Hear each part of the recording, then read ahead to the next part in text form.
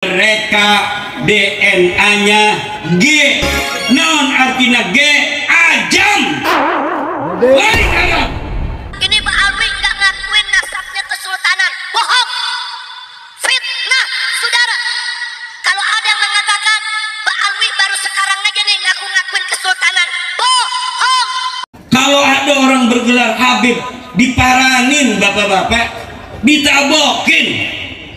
Pas ditanyain kenapa kamu pakai gelar Habib, guru sekumpul dihina nasabnya, katanya tidak bisa masuk golongan Ba'alawi, tidak bisa masuk golongan Habib. Guru sekumpul bukan Habib, ada suratnya. Sultan Maulana Hasanuddin As-Sayyid As-Syarif, Sultan Maulana Hasanuddin Banten, turunan Rasulullah dari Musa Al-Kadzim. Anak cucunya hanya ditaruh nama Habib, dipukulin orang di Bekasi. Pada semua di jilid 2 halaman 531 tercantum nasab Sultan Hasanuddin Maulana Banten, saudara. Dulu, sekarang nggak diambil-ambil. Hei sini, enggak saya Imam Musa Kadzim, bukan kamu Ba'alawi. Enggak saya Musa Kadzim, enggak kamu Ba'alawi. Sekarang laris. Sekarang cucu-cucu Wali Songo di rangkul, dirayu-rayu. Kalian ini turunan Habib, kalian ini Ba'alawi. Dulu dihina-hina. Itu fitnah yang ingin mengadu domba anak keturunan kesultanan dengan para habaib dari kalangan Ba'alawi, saudara. Dulu ada orang-orang yang pengen dipanggilnya ayang, orang-orang yang pengen dipanggilnya bib, orang-orang yang pengen dipanggilnya Habib. Tetapi Allah katakan bal antum basarum mimman khalaq, tidak lain kalian manusia-manusia biasa sama dengan orang-orang lainnya. Ada orang menyatakan cinta kepada Allah langsung ditolak oleh Allah dalam Al-Quran. Wa qalatil yahudu wan nasara nahnu abna'ullahi wa ahibba'uh qul falima yu'adzibukum bidzunubikum bal antum basyarum mimman khalaq.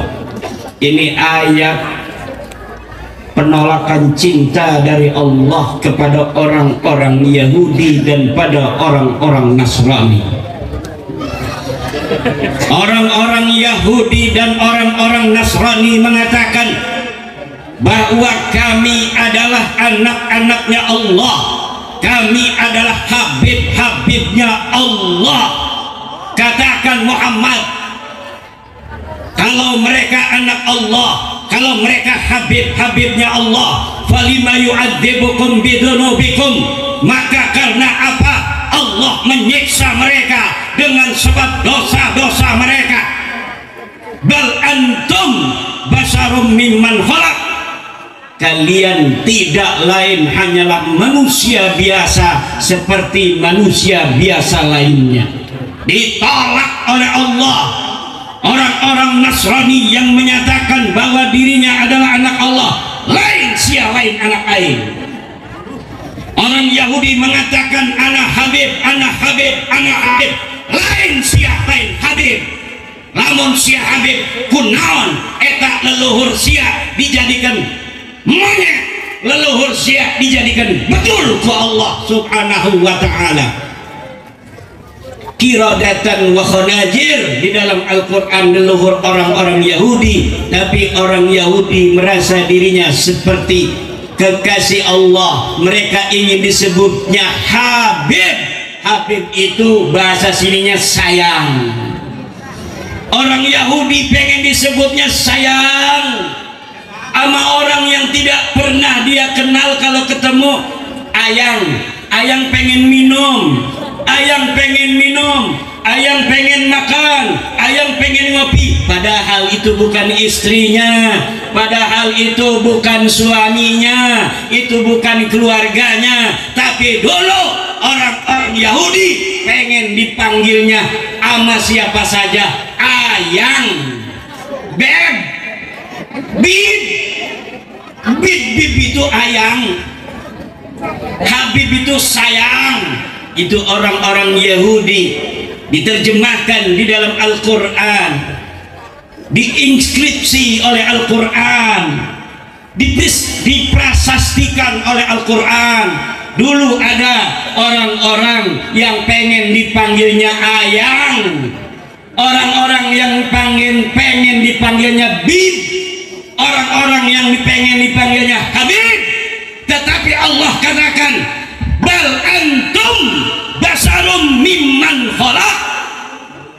Tidak lain kalian manusia-manusia biasa, sama dengan orang-orang lainnya. Qul falima yu'adzibukum bidunubikum. Hei orang Yahudi, kalau kalian merasa bahwa kalian adalah orang-orang yang dicintai Allah, kenapa Allah menyiksa kalian dengan sebab dosa-dosa kalian? Kenapa leluhur-leluhur kalian di bumi hanguskan? Kenapa leluhur kalian ada yang dijadikan monyet? Kenapa leluhur kalian ada yang dijadikan babi? Kalau kalian kekasih Allah, nggak mungkin Allah sampai menyiksa ayah-ayah kalian menjadi monyet, menyiksa ayah-ayah kalian menjadi bedul. Nyaman tuh bedul di dia. Di dia bedul naon? Cadua. Sangkain dikeresek aja bedul. Di dia menceleng beren. Ayah bagong.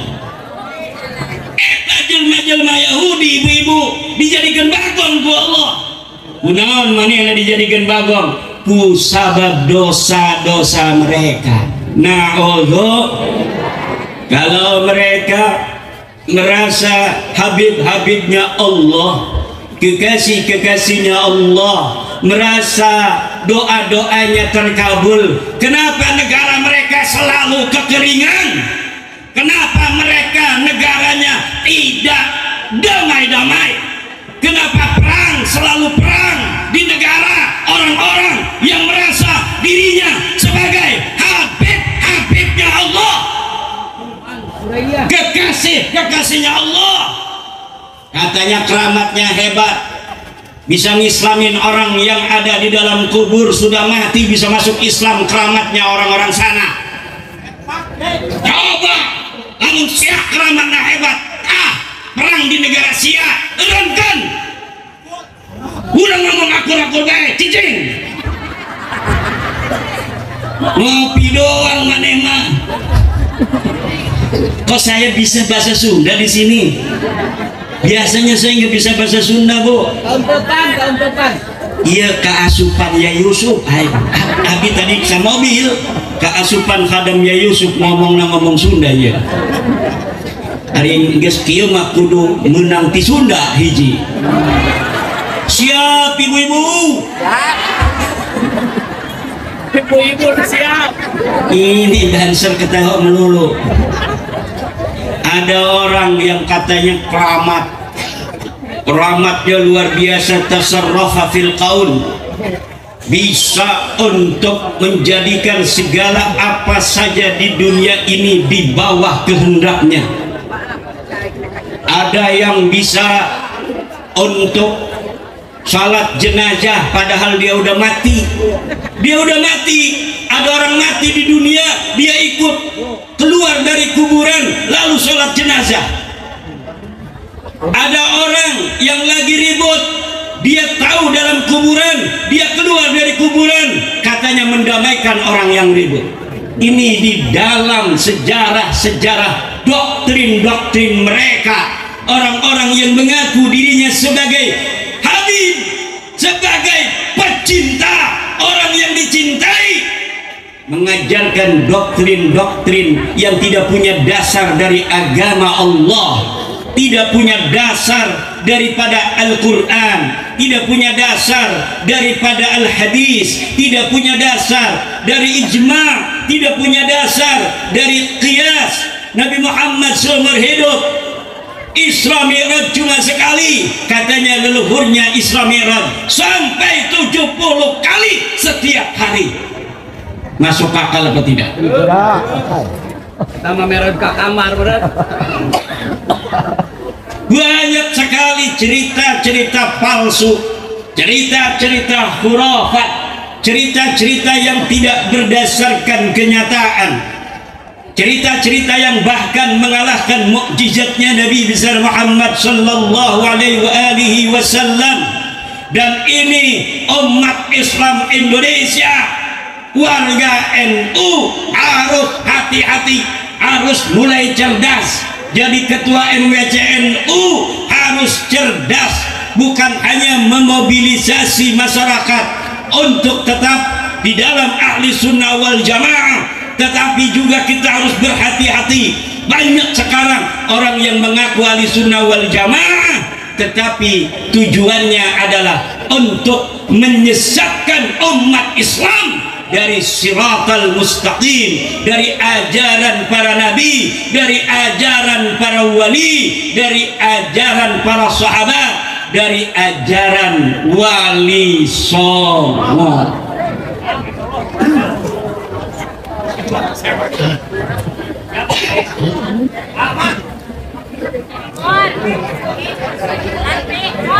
Hajoken Pak.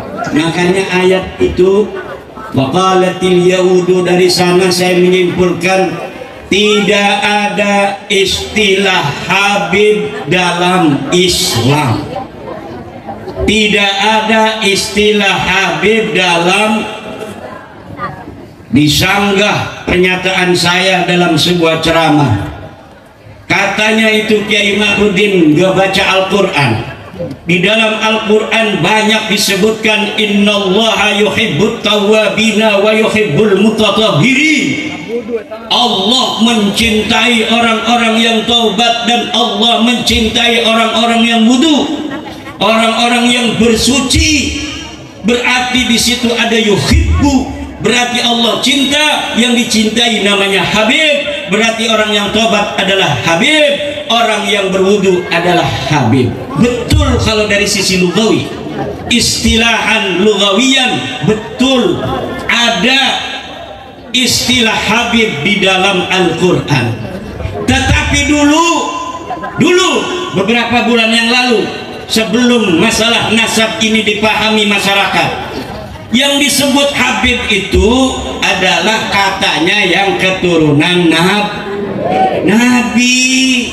Kata saya tidak ada istilah Habib dalam Islam. Maksudnya dari Al-Quran tidak ada disebutkan bahwa seorang keturunan Nabi dari Nabi besar Muhammad SAW harus bergelar Habib. Teu aya di hadis, teu aya hadis anu nunjukkan bahwa anu ngaku keturunan Nabi kedah make gelar Habib. Teu aya.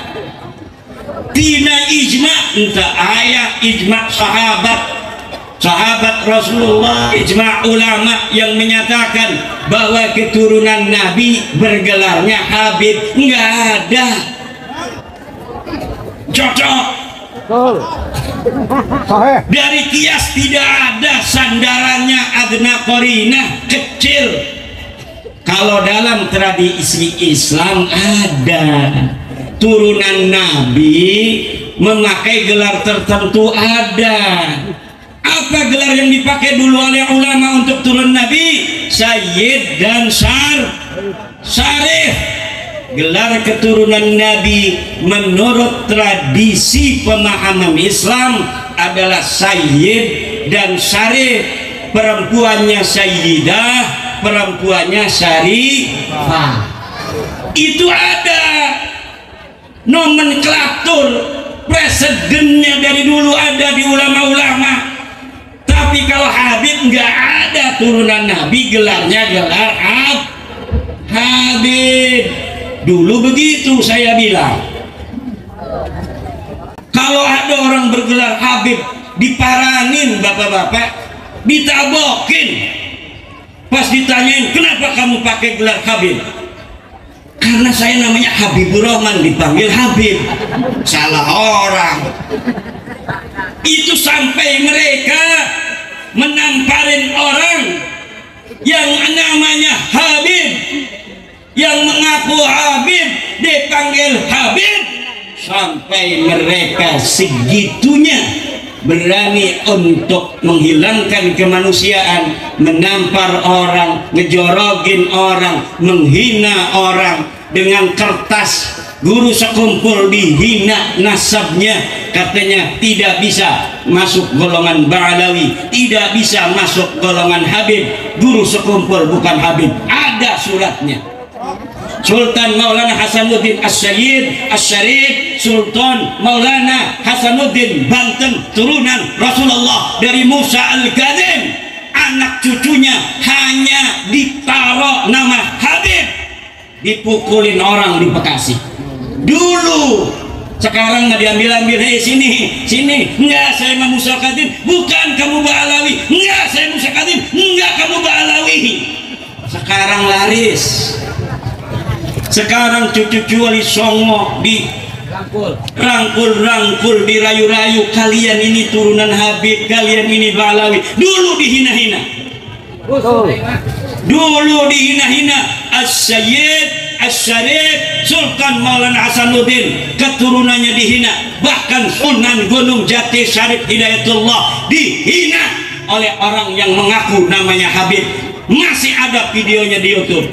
Guru kita bersama Abuya As-Sayyid As-Syarif, Buya Dimyati, Buya Muhtadi dihina-hina oleh mereka, disebut hai ajam. Ada nasi videonya di YouTube. Seorang Habib namanya Habib Umar, dia panggil Abuya As-Sayyid As-Syarif Muhtadi bin Dimyati dengan sebutan ajam. Apa itu artinya ajam? Bukan orang Arab. Langsung langit marah, langit marah. Hasil DNA sekarang menyebutkan mereka DNA-nya G. Non artinya G, ajam, lain Arab. Mereka bukan orang Arab. Jangankan turunan Nabi, kata hasil tes DNA menurut Dr. Sugeng, mereka ini bukan orang Arab acang. Jangankan keturunan Nabi besar Muhammad sallallahu alaihi wasallam. Maka dulur-dulur, dengan maulid ini mari kita, semua sudah berlalu, semua kita sudah tahu, tapi kita tidak punya dendam. Kita ingin kita bersama-sama, ayo hidup seuyunan, betul? Saling hormat menghormati. Dulu kita dihina, kita tidak ngapa-ngapain, betul tidak? Hanya saja ketika hari-hari ini banyak sejarah-sejarah yang dirubah, kita takut anak cucu kita nanti dia tidak tahu sejarah yang asli. Anak cucu kita nanti sejarah bangsanya melenceng kemana-mana, tidak sesuai dengan faktanya.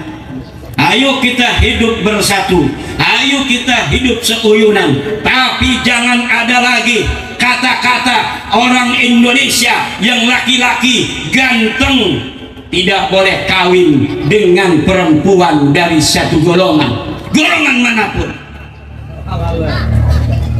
Kalau misalnya kita ngadu nasab, turunan Sultan Hasanuddin bukan hanya turunan Nabi, tapi turunan raja-raja. Kalau yang sekarang ada, Banten itu 17 raja, 17 sultan. Kalau dia turunan raja terakhir tahun 1808, maka dia dari Banten saja keturunan 17 raja. Kemudian dari sebelum Banten, yaitu ketika Pajajaran, Raja Siliwangi yang kelima, Siliwangi keempat, ketiga, kedua, kesatu, kemudian kerajaan Galuh, kemudian kerajaan Sunda, berapa raja, kemudian kerajaan Mojopahit, karena Kesultanan Banten juga adalah cucu daripada Demak Bintoro.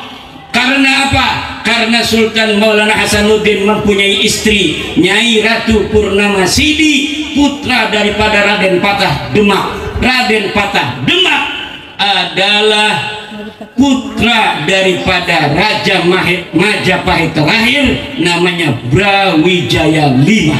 Jadi keturunan Banten adalah keturunan para raja-raja Majapahit.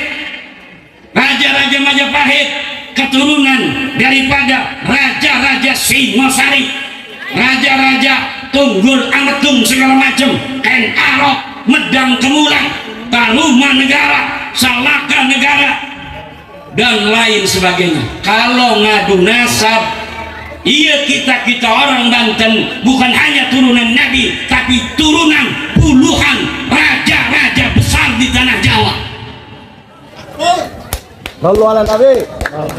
Kalau mereka mengatakan mereka turunan Nabi, kita juga turunan Nabi 11-12. Tapi urut dari mereka ada nggak turunan raja-raja? Kita turunan raja, 17 raja di Banten, 17 raja di Pajajaran, raja di Sunda, raja di Galuh, raja di Majapahit, raja di Demak. Kalau mau ngadu nasab, kita turunan Nabi juga turunan raja. Mereka kalau benar turunan Nabi, tapi kesini jual minyak, jual buhur. Ini lagi masih ngomong, ini lagi masih ngundat-ngundat, tetapi tidak menutup kita untuk saling, untuk masa depan menghargai, saling menghormati. Ini hanya lagi ngomong aja, lagi ngomong. Karena apa? Lihat di YouTube ada orang Indonesia nikah dengan seorang syarifah, udah nikah, udah punya anak, malah ketahuan suruh cerai, katanya tidak sekufu, katanya kastanya berbeda. Ayahnya setuju, ibunya setuju, perempuannya setuju, ketahuan oleh bos mereka Taufik Assegaf. Lalu Taufik Assegaf suruh ini orang yang sudah menikah bercerai, katanya tidak sah, katanya berzina. Ini yang harus dihentikan, kalau tidak aing moal bakal berhenti. Lunjak gitu ya. Ayo akur. Ibu bapak hadirin ma'asyiral muslimin rahimakumullah, itu satu harus dihentikan. Di tengah-tengah bangsa Indonesia, keturunan para raja, yang kami keturunan daripada orang-orang yang dapat menciptakan Borobudur ketika negara-negara Arab belum punya apa-apa. Kita sudah punya Prambanan ketika negara Eropa belum punya Menara Eiffel. Maka tidak boleh bangsa Indonesia yang keturunan orang-orang besar, turunan Sailendra, orang yang bisa mengalahkan Mongol, dihina oleh siapapun. Karena mulai saat ini siapapun yang menghina kebangsaan kami, bangsa Indonesia, bangsa Nusantara, akan berhadapan dengan seluruh putra putri Nusantara. Takbir. Messi urusan rusuh ya. Kenapa kita harus ngomong agar mereka ngerti? Karena dianggapnya kita nggak ngerti tentang sejarah kita. Betul tidak? Dianggapnya kita tidak mempunyai harga diri sebagai bangsa Nusantara. Orang Pasauran tidak tahu kalau di Pasauran dulu ada kerajaan besar. Kerajaan pertama di Indonesia itu dari Pasauran, di Pandeglang, tepatnya di Mandalawangi. Itu jauh di dia, berapa kilo? 17 kilo. Asal seluruh dari kerajaan di Nusantara adalah Pandeglang. Namanya kerajaan Salaka Negara. Pada tahun 1 Masehi di Pandeglang sudah ada kerajaan besar namanya Salaka Negara. Dari Salaka Negara inilah diturunkan para keturunan raja-raja se-Indonesia. dari Bantennya, dari Jabarnya, dari Jatengnya, dari Jatimnya, dari Acehnya, dari Borneonya, dari Sulawesinya, dari Malukunya, semua turunan raja-raja Pandegelang. Iya, sesa-sesana ya, turunan raja-raja ya. Iya, anu manis-manis, apa manis bahasa Sundanya? Amis-amis. Kalau bahasa Jawa amis itu ikan tuh.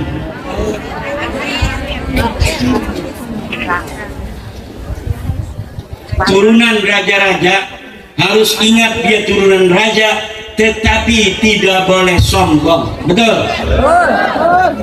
Kenapa kita harus ingat bahwa kita turunan raja? Agar kita tidak mudah untuk tunduk kepada orang asing. Karena sejarah Banten adalah sejarah keperkasaan dan futuwah. Tidak gampang dari dulu Banten menyerah pada siapapun. Betul? Kita pernah dikalahkan oleh Belanda karena satu sebab. Naon eta? Pengkhianatan. Naon? Kita pernah dikalahkan Belanda karena satu hal, yaitu pengkhianatan. Maka kita harus hati-hati, jangan sampai mau kita diadu domba.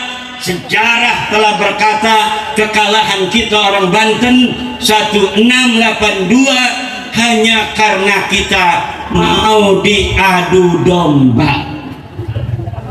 Maka jangan sampai kalau ada upaya adu domba kita ladenin.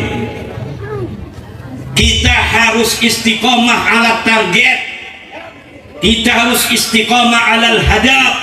Tujuan apa dalam kita melangkah, itu saja. Jangan cilok kanan, cilok kiri.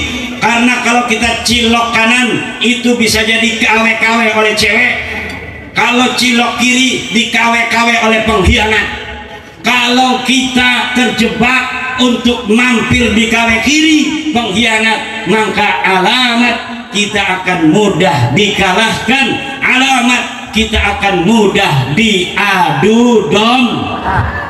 Akhirnya musuh kita ongkang-ongkang kaki, yang perang, yang gelut, kita sendir. Ini jangan sampai. Dalam setiap perjuangan pasti ada tantangan dan ada rintangan. Tetapi jika kita yakin bahwa apa yang kita perjuangkan ini benar, maka insya Allah Allah akan bersama kita memberikan kekuatan dan kemenangan. Ibu-ibu orang Pasauran, anak-anaknya suruh ngaji biar tidak mudah dibodohi. Banyak ormas-ormas yang muncul pada zaman modern, taunya dia ngajak ngebom keluarga sendiri, radikal, fundamentalis. Ternyata walaupun mereka membawa-bawa Islam, di belakangnya adalah orang-orang Yahudi, orang-orang Nasrani, orang-orang yang benci pada bangsa Indonesia, orang-orang yang benci pada negara Indonesia. Mereka tidak mau Indonesia damai, mereka tidak mau Indonesia tenang. Akhirnya mereka menciptakan ormas-ormas Islam yang didanai oleh mereka. Tujuannya apa? Agar Indonesia ini perang saudara. Jangan sampai mau diadu domba. Dan adu domba yang paling gampang adalah dengan isu agama. Dengan isu apa? Apalagi orang Banten. Orang Banten kalau sudah isunya agama, ini bang palingna diasah baik golok manena mah. Si orang mah diakalan ku batur. Padahal itu adalah strategi orang-orang kafir untuk menghancurkan agama Islam sendiri. Siapa yang bikin ISIS? Amerika. Siapa orang yang bikin Islam Jamaah di Indonesia? Amerika. Siapa orang yang bikin Majelis Mujahidin Indonesia? MMI. Orang Amerika. Tapi atas nama Islam, dengan mengambil tokoh-tokoh Islam untuk merekrut orang-orang Islam, kemudian mengebom orang-orang mengkafirkan orang-orang bahkan ibunya sendiri dikafirkan. Kalau anak ibu kuliah di Jakarta, kuliah di Serang, pesen, kamu jangan masuk HTI, kamu jangan masuk ormas-ormas yang tidak sesuai dengan jati diri bangsa, yang tidak sesuai dengan guru ngaji di Pasauran, yang tidak sesuai dengan guru ngaji di Bojonglor, yang tidak ngaji Fathul Mu'in, yang tidak ngaji Fathul Qorib. Siapa saja yang ngajak kamu untuk menjauhi Nahdlatul Ulama, jangan mau. Karena nanti pas pulang, dia bukan jadi kiai, bukan jadi orang pinter, malah orang keblinger.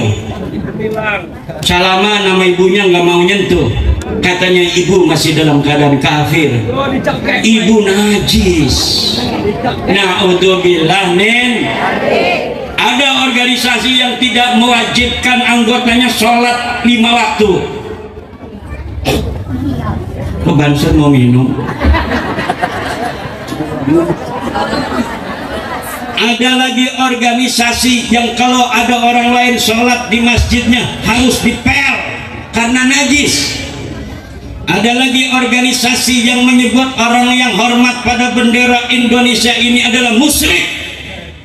Ada lagi orang yang menyebut orang yang masih percaya pada Pancasila adalah togut, dan lain sebagainya. Kalau sudah ada ciri-ciri anak-anak bapak-bapak dan ibu-ibu, sudah ada ciri-ciri demikian, i'lam, ketahuilah bahwa anak-anak ibu sudah kena virus radikal. Sebentar lagi dia mau ngebom masjid itu. Siapa orang-orang yang ngebom masjid di Suriah? Orang Islam yang menganggap orang yang sedang sholat itu karena tidak membantu ISIS maka dia kafir, yang boleh dibom, boleh dibunuh. ISIS membunuh satu masjid 300 orang yang sedang sholat Jumat tanpa rasa tega, membunuh saudara sendiri yang sedang menyembah kepada Allah. Karena menurut mereka orang yang sholat itu kalau belum jadi anggota ISIS adalah orang-orang kafir. Nah, kita banyak masalah ini Indonesia, walaupun kita tenang-tenang saja karena belum masuk di Pasauran. Coba kalau ada 2 orang aja udah berideologi begitu, sibuk itu ketua MCNU, sibuk ketua MUI, ayah di dia, ikunawan bisa ayah di dia, lain di dia mah Islam nak kuat, NU nak kuat, kiai masih hidup, kiai masih hidup nggak mengispai, masih hidup tak kiai loba, kunawan bisa keasupan eta fundamentalis radikalis begitu.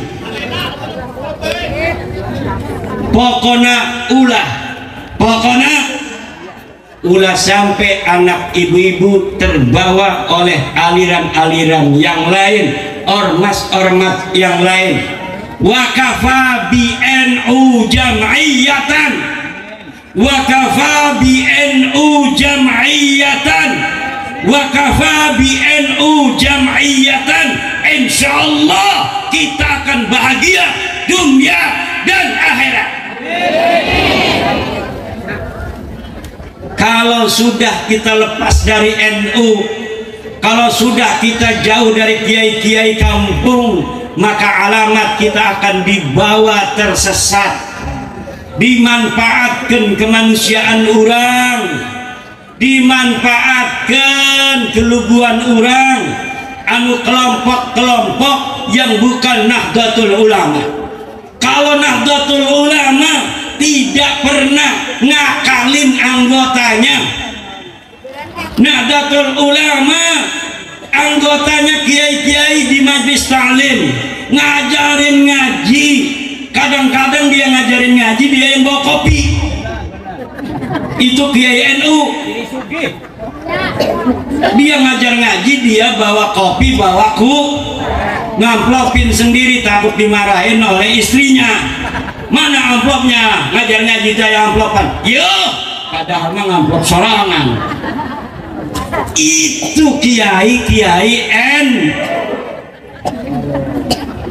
Kenapa dia sampai begitu? Karena ingin mendapat pahala saja. Kalau bukan Kiai NU, dia mengumpulkan orang, itu ada tujuan selain kemaslahatan orang yang dikumpulin. Aya bae tujuan naon, bisoting engke, wah eta imam besar cenah, loba jamaahna, bisa dijual ke calon presiden eta. Tapi Kiai NU mante, bahkan Kiai NU mah diakalan bae ku jamaah. Kiai NU eta diakalan jamaah. Mampir ke rumah Kiai, Kiainya ngeluarin rokok. Aduh, biasa action. Duh, rokok ketinggalan Kiai. Aduh, coba abura cenah. Tah, Kiai NU tah.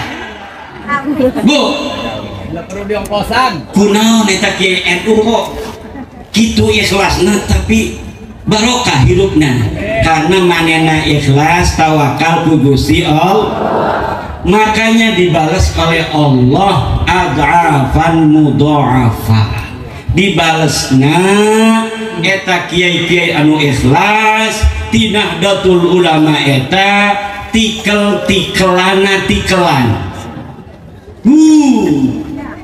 Ente kaitun pokokna mah.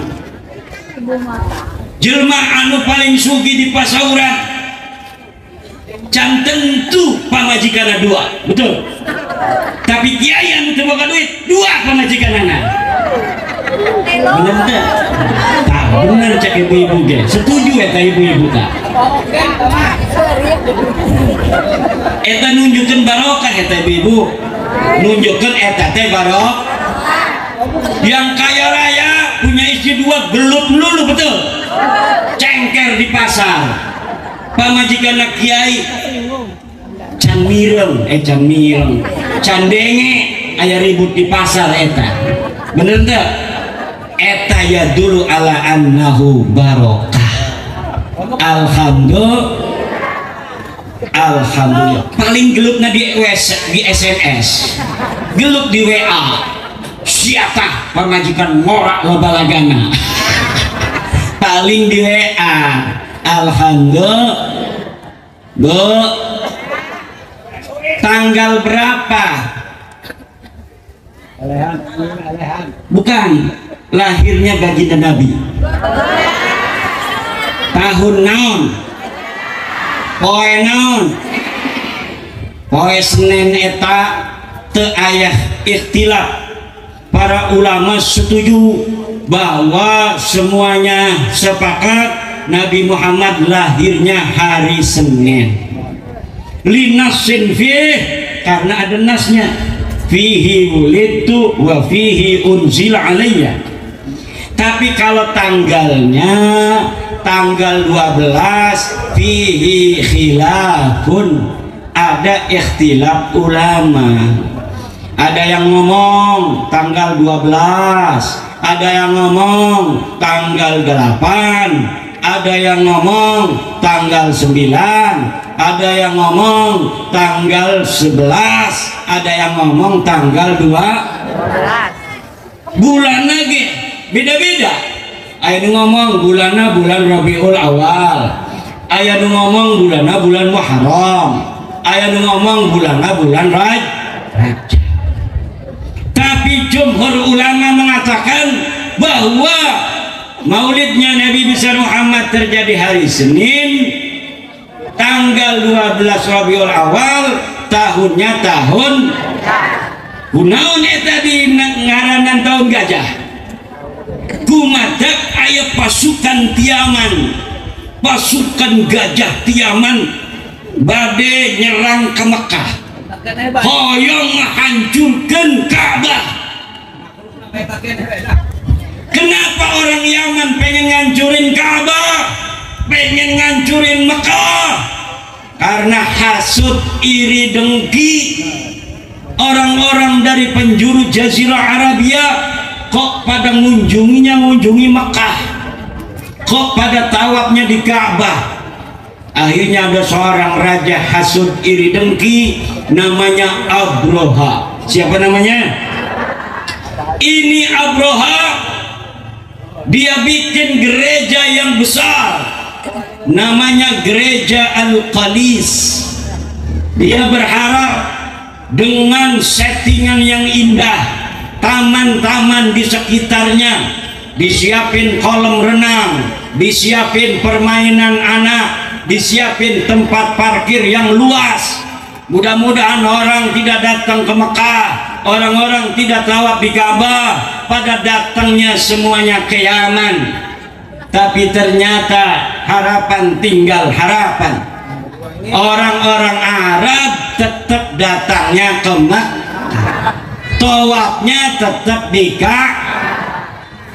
Akhirnya Raja Abroha Yaman menyiapkan pasukan, puluhan ribu pasukan, menyerang Mekah, menyerang Ka'bah. Dia menggunakan seekor gajah sebagai kendaraannya yang namanya Mahmud. Dia datang ke Mekah, dia berniat menghancurkan segalanya. Di tengah jalan yang sudah memasuki kota Mekah, apa saja yang ada milik orang Mekah dirampas. Ada kambing dirampas, ada pos ronda dihancurkan, ada ontanya Abdul Muthalib dirampas. Abdul Muthalib orang kaya, ontanya di Mekah ratusan dirampas oleh Abroha. Kuburan diganti. Akhirnya orang Mekah ketakutan melihat pasukan yang begitu besar, pasukan yang begitu lengkap senjatanya. Orang Mekah pada lari ketakutan, kecuali Aminah, bunda Nabi Muhammad sallallahu alaihi wasallam. Dan yang kedua siapa? Abdul Muthalib. Semuanya pada ketakutan. Aminah tetap di rumah, dia memegang perutnya seakan-akan dia tahu bahwa akan melahirkan seorang besar yang tidak takut apapun, namanya Muhammad sallallahu alaihi wasallam. Abdul Muthalib menghadap pada Abroha. Hei Abroha, aku punya onta, dan katanya onta-ontaku telah kau rampas. Aku datang kemari untuk mengambil onta-ontaku. Kata Abroha, hei Abdul Muthalib, kenapa engkau meminta onta-ontamu? Kenapa engkau tidak meminta aku untuk tidak menghancurkan Ka'bah? Kata Abdul Muthalib, fa amman nuku fa ana rabbuha, wa ammal Ka'batu falaha rabbun yahmiha. Kalau onta aku pemiliknya, kalau Ka'bah dia punya pemilik yang akan menjaganya, yaitu Allah subhanahu. Abroha tidak mau menyerahkan ontanya Abdul Muthalib. Abdul Muthalib tetap diam, diabaikan Abdul Muthalib. Pasukan jalan, kata Abroha. Ini gajahnya Abroha diem aja. Jalan, enggak mau. Jalan, enggak mau. Kata orang pintar, jangan-jangan gara-gara Tuhan tidak mau memberikan onta kepada Abdul Muthalib. Akhirnya diberikan ontanya Abdul Muthalib kepada Abdul Muthalib oleh Abroha. Abroha kemudian menjalankan pasukan. Gajah ini kemudian mau jalan menuju Ka'bah, dan sebentar lagi menghancurkan Ka'bah. Allah mengutus ribuan burung-burung ababil untuk menghancurkan tentara Abroha. Ini tentara burung-burung ababil membawa batu-batu dari kawah yang panas sekali, dihancurkan kepada pasukan gajahnya Abroha, mati Ka'as bin Makful. Tetapi Abroha bisa melarikan diri dalam keadaan terluka, sampai di Yaman dia baru mati. Alhamdulillah. Maka matinya Abroha berbarengan dengan lahirnya Nabi besar Muhammad Sallallahu Alaihi Wasallam. Tapi ini Abroha nanti punya cucu, bapak-bapak. Cucunya ini jadi sahabat Nabi, jadi ulama yang dia periwayat hadis. Namanya Abroha juga, Abroha bin Surahbil bin Abroha. Abroha bin Surahbil bin Abroha. Ini dia ulama besar. Ini menunjukkan nasab itu tidak penting. Anaknya penjahat agama Abroha jadi ulama. Ada lagi Abu Jahal. Kenal Abu Jahal? Kenal di mana? Iya, rencangan Abu Jahal itu. Eta Abu Jahal boga anak ngaranna Ikrimah. Ikrimah jadi ulama. Anaknya Nabi Kan'an namanya, Nabi Nuh. Dia jadi juri kafir. Maka ibu-ibu, siapa saja yang mondokin anak ke kiai jadi kiai, walaupun dia anaknya bajigur, bapaknya penjahat kelas kakap, ketua copet seluruh Pandeglang, kalau anaknya mondok insya Allah jadi kiai. Amin. Sebaliknya anak kiai tedoyan ngaji gabung najeng pencopet, eta lain jadi kiai, jadi tai. Eta anak kiai jadi umatak manina tedaek ngad. Maka kesuksesan prestasi bukan berdasarkan nasab, tapi berdasarkan ilmu.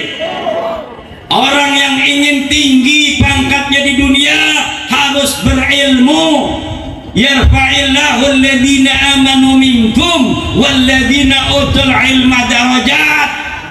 Ulah jual-jual nasabesia, ulah jual-jual nasabesia di Indonesia. Berilmu ayang dihormatan, berilmu kalau memang ingin tinggi pangkatnya. Kalau pengen mulia, takwa, inna akramakum indallahi atqakum. Sesungguhnya orang-orang yang paling mulia di sisi Allah adalah orang yang paling bertakwa. Bukan orang keturunan raja, bukan orang keturunan kiai. Anak kiai itu bisa ngaji, biarin aja.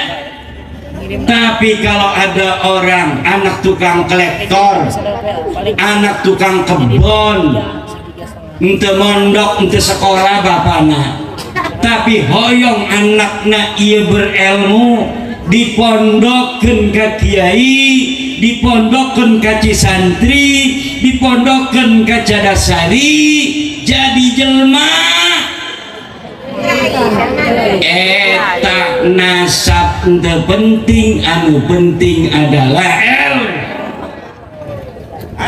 loba kiai kiai anu teu nyaho nasabna. Bener. Kemana bokula? Kemana ieu nasab aing? Ulah neangan-neangan nasab jebluk eta ka Abu Jahal kumaha? Pas jebluk ka Fir'aun, ka Yuya, haplografna G eta Yuya, mertuana Fir'aun. Makanya jangan bangga-banggain nasab, karena kalau lu bangga-banggain nasab, gua juga punya nasab. Ayo kita ngadu nasab. Kalau lu banggain prestasi, semua orang bisa berprestasi. Ayo saling harga menghargai.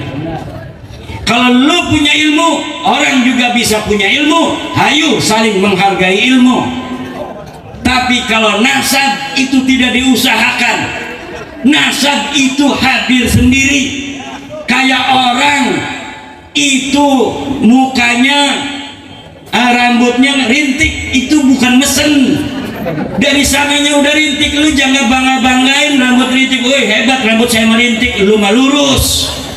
Gak boleh. Kenapa? Karena rambut bukan hasil kerja keras kita, tapi hasil Allah. Iya kulit aing mah putih, kulit sia mah eta kayak areng. Salah nyetak cina. Ulah gitu eta urang putih kulitna, hidung kulitna eta ti Allah. Urang teh sente, maka urang jangan sampai berbangga dengan sesuatu yang bukan hasil kerja keras kita. Nasab bukan hasil kerja keras kita, tidak pantas dibangga-banggakan. Yang harus dibanggakan akhlak, karena akhlak itu bisa untuk diusahakan. Yang harus dibanggakan naon? Ilmu, karena ilmu siapapun bisa mengusahakannya. Kalau bapak-bapak, ibu-ibu, kemanusiaannya ini normal, tidak akan mendukung orang-orang yang membangga-banggakan nasabnya di atas nasab orang lain, karena dengan itu sama saja bapak-bapak, ibu-ibu sedang merendahkan bapak-bapak dan ibu-ibu sendiri di hadapan manusia lainnya. Dan ini Allah tidak suka, karena bagi Allah semua manusia adalah makhluknya, semua manusia adalah sama. Yang membedakannya hanyalah takwa, yang membedakannya hanyalah ilmu. Jangan mau kalian bapak-bapak, ibu-ibu, saudara-saudara mendukung orang yang membangga-banggakan nasab. Nasab hanya untuk silaturahmi. Kalau saya ada nasab dari Pasauran, dari tadi saya udah ngomong nasab Pasauran. Tapi karena memang saya nggak ada, saya cari-cari adengnya dari Pasauran, nggak ada. Tapi kalau ada misalnya nanti ketemu, saya kesini lagi, saya akan ngomong nasab. Supaya apa? Karena nasab digunakan untuk silaturahmi. Kalau memang kita ada jalur dengan suatu kampung, maka kita katakan kampung itu bahwa kita ada nasab dengannya. Seperti Nabi Muhammad, ketika Nabi Muhammad hijrah ke Madinah, Nabi Muhammad menyebut silsilahnya ke Bani Najjar, bahwa hai orang Madinah, jangan anggap aku ini orang lain, karena aku di Madinah. Nenekku dulu berasal dari Bani Najjar, kota Madinah. Kemudian orang Madinah memanggil Nabi Muhammad, ya ibna ukhtina, wahai anak laki-laki saudara perempuan kami. Jadi nasab hanya untuk silaturahmi. Saya silaturahmi dengan Kiai Yusuf udah lama, karena ada nyambung nasab. Kami sama-sama ketemu di Prabu Gesanulun, Sumedang Larang. Walaupun kita adanya di Banten, selain ada tautan ke Banten, Kesultanan Banten, ternyata ada nyambungnya juga dengan Kiai Yusuf dari Raja Sumedang Larang. Dari situ kita bersilaturahmi untuk tepuk sana, agar ada menambah kekeluargaan kita. Karena orang yang tambah keluarga, tambah kenalan, maka akan tambah rizki, umurnya akan dipanjangin Allah. Tapi tidak boleh membanggakan nasab, membangga-banggakan nasab, akhirnya menghina orang lain. Ayo kiai, diujuk-ujuk daya kemana-mana, dihina kuai, siapa lain turunan sultan, siapa lain turunan raja, siapa turunan demit meren.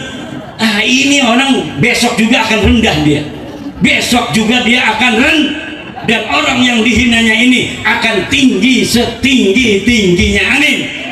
Maka kita orang Islam tidak boleh lagi bicara nasab. Ayo kita bicara amal, ayo kita bicara ilmu, ayo kita silaturahmi, ayo saling harga menghargai, ayo saling hormat menghormati. Wallahu huwal muwaffiq ila aqwamit thariq.